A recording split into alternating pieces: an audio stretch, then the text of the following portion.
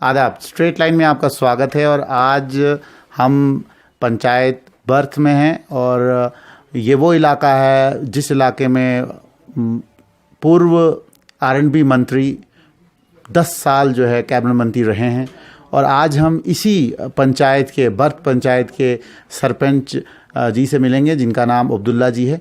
अब्दुल्ला जी, आपका स्वागत है स्ट्रेट लाइन में। बहुत बहुत शुक्रिया आपका। अब्दुल्ला जी, मैं आपसे सबसे पहले ये पूछना चाहता हूँ कि जिस तरीके के हालात बने हुए हैं अभी पूरे मुल्क में और ख़ास तौर पे जम्मू कश्मीर में कोविड-19 से, कोरोना वायरस से, और हमें ये भी मालूम है कि आपके यहाँ इस पंचायत में जो है 90% से ज़्यादा लोग जो हैं वो मज़दूर हैं और मोस्टली लोग हिमाचल और लद्दाख में काम करते हैं, वहाँ से उनको नकल मकानी करके यहाँ आना पड़ा। तो किस तरीके के हालात हैं और किस तरीके से उनको क्वारंटाइन सेंटर में रखा गया और किस तरीके से गवर्नमेंट के इक़दाम हैं यहाँ पे ख़ास तौर पे आपके पंचायत में, और आपका क्या रोल रहा इस कोविड-19 में? आप बखूबी जानते हैं कि ये दूर दराज इलाका है और आप तो बखूबी जानते हो कि हम 90% लोग जो मज़दूर तबका के हैं, जो लद्दाख में, हिमाचल में या हिंदुस्तान की दूसरी जगहों पे जाके रोटी रोज़ी कमाते थे और यहाँ अपने बच्चों को खिलाते पिलाते थे। इतने बड़े लोग नहीं हैं कि जो डोडा में जाके बच्चों को पढ़ाएं। यहीं पे था तो यहाँ एजुकेशन की हालत बहुत ख़राब रही। जैसे कि आप जानते ही हैं कि यहाँ का रिज़ल्ट जो रहा हायर सेकेंडरी का, वो भी आप जानते हैं। यहाँ के जो टीचर्स हैं, बड़ी बदकिस्मती है कि RET जो लगे हैं, जिनको यहाँ पे लगाया गया था, उनको यहाँ से ज़बानी अटैच किया। हालांकि रूल तो नहीं है, लेकिन ज़बानी डिपार्टमेंट ने अटैच किया, कहीं डोडा में, कहीं घाट में, कहीं और जगह, पता नहीं कहाँ। काफ़ी बार कोशिश की, अब कदम उठाया था पंचायत ने इसके लिए, इनको वापस आने के लिए, तो बदकिस्मती से तब तक ये लॉकडाउन लग गया, जिसकी वजह से सारा मामला दरहम बरहम है। आज बाकी जगहों पे इंटरनेट पर वो कुछ ऑनलाइन मिलती है तालीम, तो यहाँ वो भी नहीं है ये। जहाँ तक कोविड-19 में हमने क्या किया, बड़ी मुश्किल से, मैं कहता हूँ कि लोगों ने बड़े सब्र तहम्मुल से काम लिया, जो घरों में बैठे, जो एक दूसरे के घर में नहीं गए, अच्छा काम किया और उसका अच्छा रिजल्ट अभी तक है। अल्लाह का फजल है कि अभी तक हम बिल्कुल सेफ हैं। रहा सवाल सरकार की तरफ से, हमें मेरे ख्याल में कोई 10-15-20 दिन पहले यहाँ मास्क भेजे गए, वो भेजे गए। एक चीज़, यहाँ राशन, जो फ्री राशन है 2 महीने का, अभी तक मिल गया है, वो भी चावल, आटा नहीं, आटे के बदले के भी चावल ही दिया गया। जब हमने AD फूड साहब से इस बारे में बात की, उन्होंने कहा नहीं जी, आगे मिल्स ही आटा पूरी प्रोवाइड नहीं कर सकते। लेकिन जबकि गवर्नमेंट तो मतलब हर वक्त ये कह रही है कि भाई हम दाल भी दे रहे हैं, आटा भी दे रहे हैं, चावल भी दे रहे हैं, तो आपने कोशिश नहीं की कि आप, क्योंकि डोडा में तो आटा भी मिल रहा है, ज़्यादा चावल मिल रहा है। हमने तो सरपंच साहब से बात भी की, एक सरपंच जी से, उन्होंने मुझे कहा भी कि भाई हमें तो मिला लेकिन उसमें राशन कम मिला, उन्होंने ये कंप्लेंट की। तो आप अभी कह रहे हैं कि हाँ आटा नहीं मिला? नहीं, आटा है, मिला ही नहीं। मैं तो सही ठीक ही आपको कह रहा हूँ। दाल पहले महीने उन्होंने वो दाल जो है चने की 1-1 किलो दे दी और इस महीने मूंगी की 1-1 किलो दी, और आटे के बदले भी चावल ही दिए, पहले महीने में भी और आज भी। जबकि पता है आपको कि यहाँ कहाँ से आटा आएगा, यहाँ कहीं ऐसी मिल तो है नहीं जहाँ से हम आटा ला सकते हैं। अब गुंदम लाते तो यहाँ ग्राहट शाट पीस के वो भी नहीं है, ना गुंदम आया ना आटा आया। मैंने आपसे गुजारिश की, जब AD फूड साहब से इस बारे में रब्ता किया तो उन्होंने कहा मिल ही पूरा नहीं कर सकती है, जो ही उधर से आएगी भेज देंगे, लेकिन अभी 2 महीने में आटा नहीं भेजा।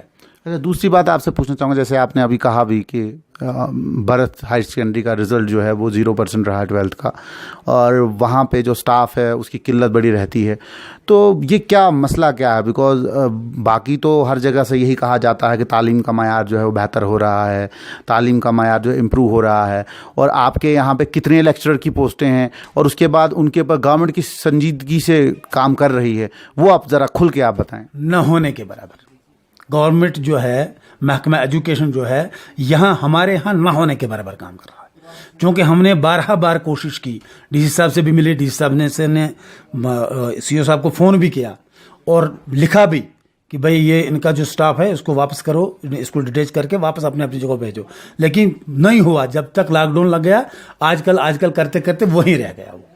तो कितने टीचर जो होंगे लगभग, मतलब हम बताएं कितने टीचर यहाँ से अटैच किए गए हैं बाहर? मैं तो समझता हूँ मेरे ख्याल में 50% टीचर बाहर हैं यहाँ से। तो उसमें से RET कितने हैं?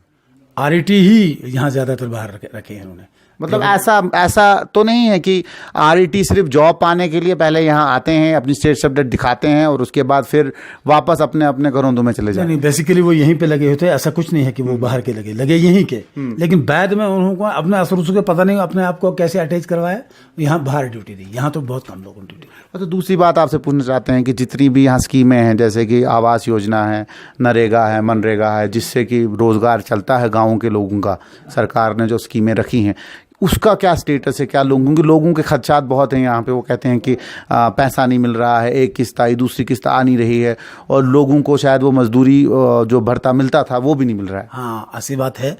मनरेगा का जहाँ तक ताल्लुक है, पिछले साल जो मनरेगा है वो सिर्फ 50% ही प्लान अप्रूव हुआ और 50% ही काम, मतलब जहाँ हमने 18,000 लोगों को देना था वहाँ हम 10,000 9,000 ही दे सके, क्योंकि प्लान ही इतना आया और उतना ही काम हुआ, उतनी पेमेंट आज लोगों को हो गई, इस बार लोगों को हो गई। और इस बार यहाँ खुदा के फजल से काम भी ज़मीन पे है।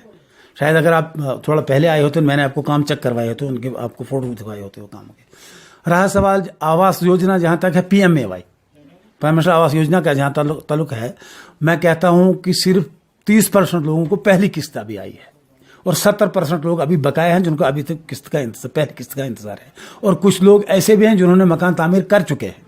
रूल यह है कि जब आप प्लाट दोगे आपको एक किस्त आएगी, जब आप विंडो लेवल जाओगे तो दूसरी किस्त आएगी, छत पे तीसरी किस्त आएगी। लेकिन यहाँ कुछ लोग ऐसे हैं जिन्होंने छत मकान भी बना, चूंकि वो बाहर थे, बाहर तो वो यहाँ रह नहीं सकते हैं, इसलिए उन्होंने मकान बना दिए, लेकिन अभी एक ही किस्त आई है। नहीं, अब इसमें एक और बात है कि इसकी एक मॉनिटरिंग टीम होती है। जब जैसे प्लान डलता है तो वो टीम आके फोटोग्राफ लेती है, फिर जब विंडो लगते हैं तो एक और फोटोग्राफ होती है, फिर जब छत पड़ता है तो फिर फोटोग्राफ होती है। इसकी एक वजह है, क्योंकि ऑनलाइन सिस्टम जो था वो बंद रहा है। यहाँ नेट जो है यहाँ पिछले 6 महीने से बंद रहा है, आप बखूबी जानते हैं। तो वो जो टीम आती है वो यहाँ आई, इसलिए नहीं आई क्योंकि नेट ही नहीं चलता था, वो ऑनलाइन हो ही नहीं रहा था, इसलिए वो आए नहीं। तो उसमें कुछ ऐसा, मतलब क्योंकि लोगों के तो पैसे फंसे हैं, अब लोगों ने पैसा भी लगा लिया, उनके कंप्लेंट्स भी हैं कि हमें पैसा नहीं मिला, तो क्या ऐसा कोई डीसी ने कोई ऐसा लेटर निकाला, कोई सर्कुलर निकाला, उसमें लिखा है कि भाई ऑनलाइन सिस्टम अभी बंद है, हॉल्ट है? क्योंकि सेंट्रल गवर्नमेंट की जो गाइडलाइन, वो ये पैसा सेंटर से आता है, स्टेट नहीं देती है पैसा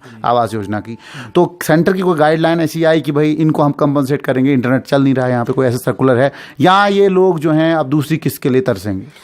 मुझे तो लगता है ये तरसेंगे, क्योंकि अभी तक कोई लेटर आया, ना कोई ऐसी टीम आई, ना कोई ऐसी गाइड हमें है क्या। अलबत्ता बीच में एक दिन कहीं ECD ने कहा था कि इनके ऑफलाइन ले लो जी, आप ऑफलाइन इनको जियोटेक ले लो, तो वो शायद उन्होंने ऑफलाइन लिया होगा। जो ये डिपार्टमेंट के जो वो लोग हैं जियोटेक करने वाले, शायद उन्होंने ऑफलाइन लिया होगा, लेकिन किस्त अभी पहली कुछ लोगों को आई है, मतलब 30/35% को, 65/70% लोग अभी हैं जो अभी उस पहली किस्त के इंतजार में हैं। जिस तरह मैं आपसे एक और ये सवाल है, बिकॉज ये मैंने पहले भी देखा था कि जो सरपंच, क्योंकि सरपंच का नाम बहुत बड़ा है, मैं तो MLA कहूँगा, गाँव का MLA वही होता है। तो जिस तरीके के मसले मसाइल यहाँ पे आते हैं आपके पास, एक सरपंच जी से हमने बात की थी तो उनने कहा कि जो जुडिशल पावर्स जो हैं, जो खास तौर पर कभी लड़ाई होती है, कुछ होती है, तो वो पावर्स अभी तक डेलीकेट नहीं किए हैं, मतलब हमारे पास वो ताकतें अभी तक नहीं हैं हम सरपंच के। तो उसके लिए क्या कोई कोशिश या कोई मुतालबात आपने रखे गवर्नमेंट के सामने? नहीं यार सुनिए आप, उसके लिए जब हमें ट्रेनिंग दी गई डोडा में, 5 दिन की ट्रेनिंग थी, उस ट्रेनिंग में हमें बताया गया था कि जुडिशरी की एक अलग कमेटी बनेगी, उसका एक अलग चेयरमैन बनेगा, लेकिन अभी तक ऐसा कुछ नहीं हुआ। रहा सवाल वहां जो हमें ट्रेनिंग में दिया गया था कि आपके पास जी 29 डिपार्टमेंट आपके साथ काम करेंगे, बदकिस्मती से अभी तक कोई डिपार्टमेंट हमारे साथ काम करने को इधर नहीं पहुंचा। क्योंकि आप देखेंगे ये उस वक्त उन्होंने कहा मिडिल क्लास तक जी पंचायत रोल के मुताबिक उनको तनख्वाह पेमेंट मिलेगी, तनख्वाह निकलेगी। आंगनवाड़ी सेंटर्स की पंचायत, वो तो पंचायत ही देती है, आज ही पहली बार आज हमने उनको दे दिया, क्योंकि लॉकडाउन था तो वो ड्यूटी पे आ नहीं सके, तो हमने उनकी तनख्वाह रिलीज़ कर दी, वरना हमने उनको तनख्वाह देनी नहीं थी, क्योंकि वो ड्यूटी नहीं दे रही थी। ये भी टीचर्स हमारे पास कोई आया ही नहीं कि आप ले लो। अच्छा, जहाँ तक हॉस्पिटल का ताल्लुक है, ये कहते हैं महकमा ये जी हेल्थ भी आपके पास रहेगा, उसको भी नज़र गुजर आपकी रहेगी, लेकिन अभी तक ऊपर किसी ऑफिसर बाला ने ये किसी डॉक्टर से नहीं पूछा, ना किसी 4th क्लास से पूछा कि भाई आपने वहाँ ड्यूटी दी, किसी सरपंच से या मेंबर से किसी से लिख के लाओ वहाँ से, ऐसा कुछ नहीं हुआ। कागजों पे ही ये कहते हैं कि इतना डिपार्टमेंट आपके साथ काम करते हैं, ज़मीन पे मैंने नहीं देखा।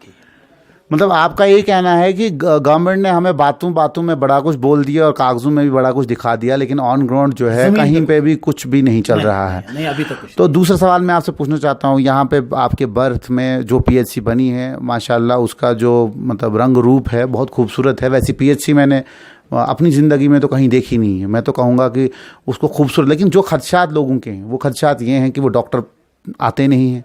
एक डॉक्टर होता है, 7 डॉक्टरों की ड्यूटी है, वो कहीं होते नहीं है। और जो टेस्ट मशीन वहाँ पे ब्लड टेस्ट वगैरह, उनका भी कोई वहाँ पे लैब टेक्नीशियन नहीं है, वहाँ पे नहीं है, आता ही नहीं है। तो इसके लिए आप क्या कर रहे हैं? खास एडमिनिस्ट्रेशन को कभी आपने अप्रोच किया, कहा उनको BMO वगैरह को? बड़ी बार कहा BMO साहब को, फोन भी किया, करते रहते हैं। इससे पहले फरीद साहब थे यहाँ BMO गढ़ में, तो उन्होंने बहरहाल ये थोड़ा टाइट किया था उनको कि भाई अगर आप पंचायत से लिख के नहीं लाओगे मैं आपकी तनख्वाह नहीं दूंगा।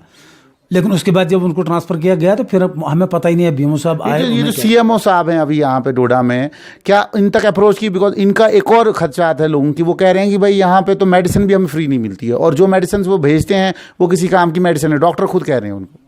असल में मेडिसिन वो बेचते हैं पैरास्टामोल, यहाँ ज़्यादा से ज़्यादा पैरास्टामोल टिक्की आती है, वो भी दिन में इनको पता है डॉक्टरों के कहने के मुताबिक कि हमने दिन में जी 5 या 10 20 टिक्कियाँ देनी है, तो वो तो एक आदमी को लगती हैं, तो मेडिसिन ना होने के बराबर है।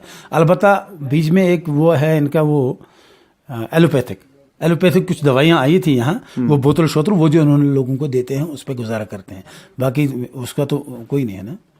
और दूसरी बात मैं आपसे पूछना चाहता हूँ कि यहाँ पे जो खेती बाड़ी का सिस्टम है, इकॉनमी, जो मतलब मेन मसला यही होता है कि अगर एक मजदूर बाहर मजदूरी करने जा रहा है, वो मजबूरी होती है उसकी, नहीं तो घर के बाहर तो कोई जाने की को राज़ी नहीं होता है, जाता ही नहीं है। तो यहाँ पे क्या कर सकती है गवर्नमेंट की जिससे इनका रोज़गार बने? एग्रीकल्चर में कौन सी एक्टिविटी? क्योंकि डिपार्टमेंट में आपने 29 डिपार्टमेंट गिनाए, मैं आपको इससे ज़्यादा डिपार्टमेंट गिना सकता हूँ जो आपकी बहबूदी, आपकी इकॉनमी, आपके गाँवों को खुशहाल बना सकती है। तो उसमें क्या आपको लगता है कि किस किस डिपार्टमेंट को आगे आना चाहिए और आगे आने वाले वक्त में आप वो चीज़ें लोगों तक पहुँचाएंगे? देखो, मैं तो कहूँगा यहाँ एक ही चीज़ है, एग्रीकल्चर। अगर एग्रीकल्चर थोड़ा आगे आ जाए, इस साल उन्होंने कुछ सीड थोड़ा सा यहाँ दे दिया तो सब्सिडी पे दिया तो कीमतन, मगर कुछ ना कुछ सीड दे दिया। अब इस साल हमने वो बीज दिया, हम देखते हैं आगे तक उसका क्या होगा। इसके अलावा अगर वो बाकी ये गंदम वगैरह का वो ट्राई करें, मुमकिन कुछ ना कुछ हो जाए। फिर इसके बाद हॉर्टिकल्चर अगर यहाँ ठीक तरह आ जाए, ठीक जैसे उस डिपार्टमेंट की जिम्मेदारी है, अगर वैसे वो काम यहाँ करें तो मैं समझता हूँ कि उससे यहाँ की इकानमी अच्छी हो सकती है, हॉर्टिकल्चर से।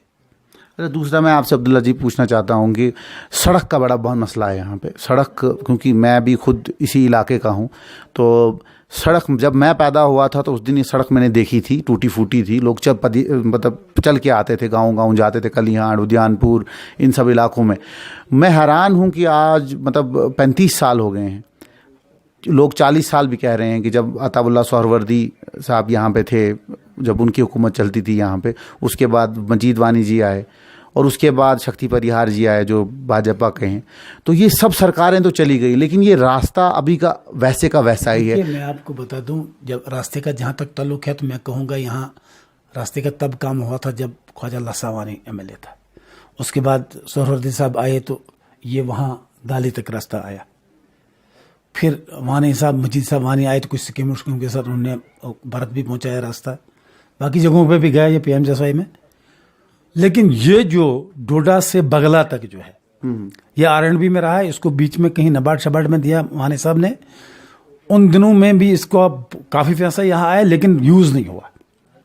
18-19 लाख रुपए इसका 2013 में वापस चला गया, खर्च नहीं कर सके वो लोग।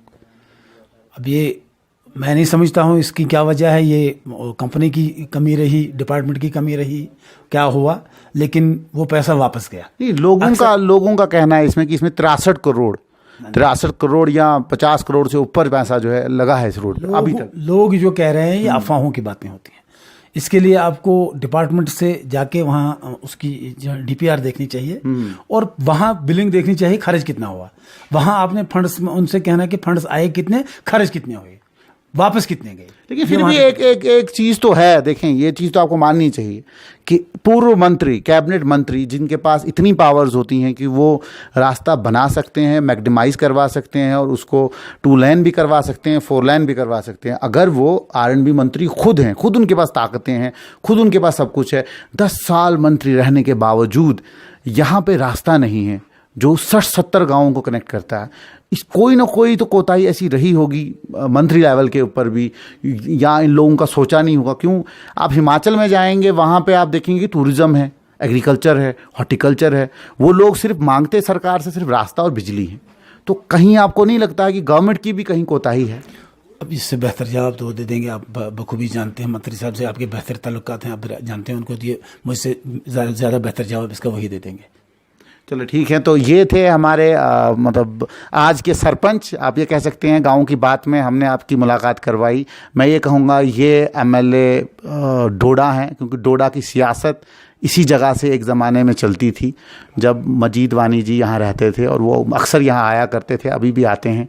लेकिन लोगों की भी कुछ नाराज़गी है इस रास्ते को लेके कि रास्ता अपने टेन्योर में न बना पाया, और उसके बाद जो दूसरे अभी 4 से 5 साल जिन्होंने गुजारा उनका भी सेम रहा, लोगों का जो रवैया है वो वैसे का वैसा ही है।